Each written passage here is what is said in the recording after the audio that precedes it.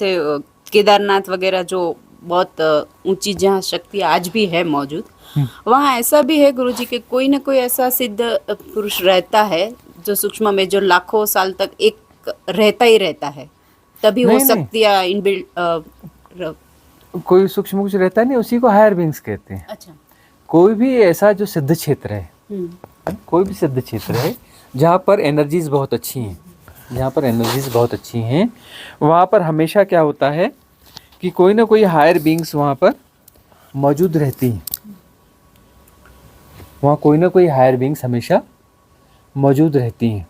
बल्कि कोई higher beings का क्या मतलब है, ग्रुप ग्रुप रहता है। जब ज़्यादा बड़ी जगह है ना, तो हायर बींग्स का ग्रुप वहाँ पे रहता है। इंडिविजुअल कोई हायर बींग्स नहीं रहते, वहाँ ग्रुप रहता है और ग्रुप वहाँ पे काम कर रहा होता है उस जगह को बनाए रखना। और वहाँ पे सिद्ध पुरुष भी जाते रहते हैं। सिद्ध पुरुष जाते हैं, वो अपना काम करके आते हैं, और सिद्ध पुरुष पहुँचते हैं तो हायर बींग्स को बड़ा सपोर्ट होता है। तो वो जो है वहाँ पर डिवाइन एनर्जी, जो कॉस्मिक एनर्जी सपोर्ट सिस्टम है, जब भी सिद्ध पुरुष पहुँचते हैं तो उनके माध्यम से एनर्जी प्रवाहित करके, और वो जो वहाँ पे जो भी प्रतिमाएं रहती हैं, है ना, तो उन प्रतिमाओं को वापस रिचार्ज कर देते हैं। उन प्रतिमाओं को वापस वहाँ रिचार्ज, उस पूरे कंस्ट्रक्शन को रिचार्ज कर देते हैं। रिचार्ज करने के लिए जो भाई वो चाहिए होता है ना, बीच का एक, क्या बोलते हैं उसका, एडाप्टर क्या बोलते हैं, हाँ, बीच में कोई एक, हाँ, कोई कनेक्टर, कोई माध्यम एक चाहिए होता है। तो चाहिए ही होता है ना, तो उसके बगैर काम बनता नहीं। तो सिद्ध पुरुष क्या करते हैं, सिद्ध पुरुष वहाँ पहुँचते हैं, कभी कभी पहुँचते हैं और उनके माध्यम से काम हो जाते हैं। तो उनकी विजिट भी वहाँ पे होती रहती है अपने अपने समय के हिसाब से। तो वहाँ विजिट करते हैं तो उनके माध्यम से वो जगह चार्ज हो जाती है। वहाँ पर वो एनर्जी सपोर्ट सिस्टम बहुत स्ट्रांग हो जाता है। और वो जो डिवाइन, वो इजोटेरिक सपोर्ट सिस्टम में जो काम कर रहा है, उनको भी बल मिल जाता है, उनको भी बल मिल जाता है।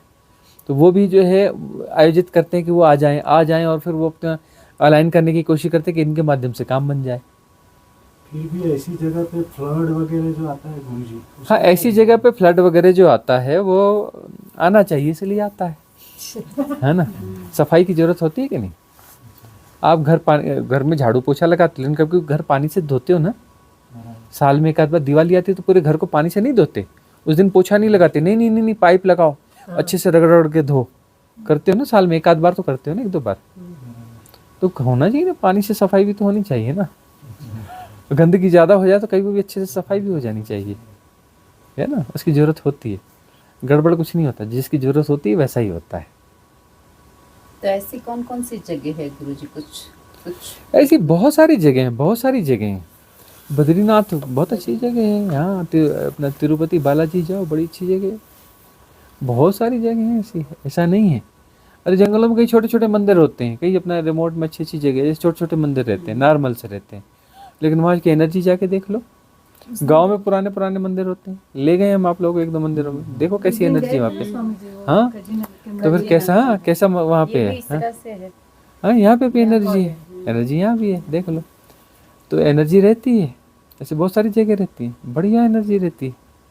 नर्मदा के किनारे की परिक्रमा का तो बड़ा महत्व है। वहाँ पर जो है बहुत सारे एनर्जी सपोर्ट सिस्टम बिल्ट किए गए। नर्मदा रिवर को ही पूरा एनर्जेटिक कर दिया गया है, वो रिवर ही एनर्जेटिक है। जैसे गंगा है, नर्मदा है, इन पे तो बहुत, ये दो नदियों पे तो बहुत ज़्यादा काम हुआ है। बहुत सारी नदियाँ हैं, लेकिन मूल ये दो नदियाँ हैं, गंगा और नर्मदा। इन दोनों पे बहुत ज़्यादा काम किया गया है। अब नर्मदा को कहा जाता है सिद्धिदात्री है, मतलब वहाँ पर साधना करो युवा काल में नर्मदा के किनारे। कहाँ करना चाहिए साधना, नर्मदा के किनारे युवा काल में साधना करनी चाहिए, और सिद्ध हो जाने के बाद गंगा किनारे जाके वास करो, वहाँ जा करके प्रवचन दो, है ना। और जब साधना काल है तो समय नर्मदा किनारे वास करो, है ना। तो वहाँ सब कोई रहे, शिव भी रहे हैं, कपिल रहे हैं, कणाद रहे हैं, भृगु रहे हैं, है ना। अब वो सारे ही रहे वहाँ, कौन नहीं गया। ओशो गए, साईं बाबा गए, गुरु नानक देव गए, कबीरदास जी रहे वहाँ पे, रैदास जी रहे वहाँ पे। नर्मदा के नाम से ही पुण्य मिलता है, गंगा नहीं, में नहाने से गंगा में नहाने से पुण्य मिलता है, नर्मदा के दर्शन से पुण्य मिलता है। उसको देखने से, दर्शन से पुण्य मिलता है। दर्शन से मतलब दर्शन करने के लिए उसके पास जाओगे ना, पास जाओगे तो उस एनर्जी सपोर्ट सिस्टम में आ गए ना, उस एनर्जी फील्ड में आ गए ना, एनर्जी फील्ड में आ गए तो लाभ मिल गया, है ना। और गंगा में स्नान से पुण्य मिलता है। स्नान से क्यों पुण्य मिलता है? क्योंकि उसके पानी के मॉलिक्यूलर स्ट्रक्चर को चेंज किया गया है ना। अब ठीक है, मजाक हम भी उड़ाते हैं कि तुम जो है, रामकृष्ण परमहंस मजाक उड़ाया करते, बोले हाँ, किसी ने पूछा कि गंगा के में नहाने से पाप अपना गायब हो जाते हैं ना? बोले हाँ, वो गायब हो जाते हैं।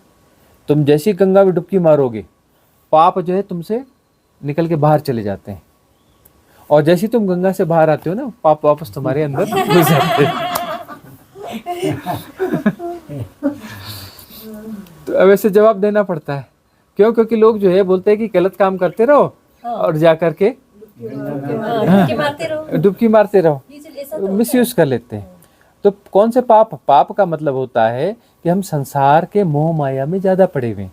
गंगा में स्नान करेंगे तो मोह माया थोड़ी कम होगी।